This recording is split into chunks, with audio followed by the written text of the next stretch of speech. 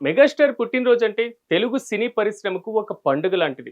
అలాంటిది ఆంధ్రప్రదేశ్ ఉప ముఖ్యమంత్రి పవన్ కళ్యాణ్ చెప్పినటువంటి విషెస్‌కి చిరంజీవి ఇచ్చినటువంటి రిప్లై ఇప్పుడు హైలైట్ అవుతుంది.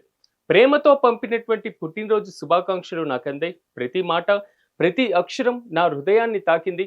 అన్నయ్యగా నన్ను చూసి నువ్వెంత గర్విస్తున్నావో, ఓ తమ్ముడిగా నీ విజయాన్ని, నీ పోరాటాన్ని నేను అంతగా ఆస్వాదిస్తున్నాను.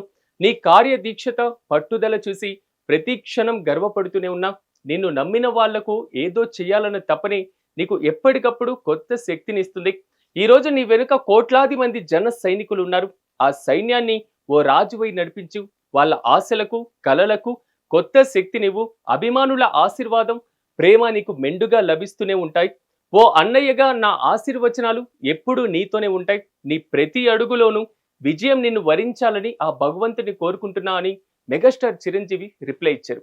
నిజంగా ఒక సోదరుల మధ్య ఉన్నటువంటి సభ్యత, మరి ముఖ్యంగా ఒక సోదరుల మధ్య ఉన్నటువంటి ప్రేమ అనురాగాలు చూస్తుంటే నిజంగా తెలుగు సినీ పరిశ్రమకి ఇదొక పండుగ వాతావరణంలా కనిపిస్తుంది.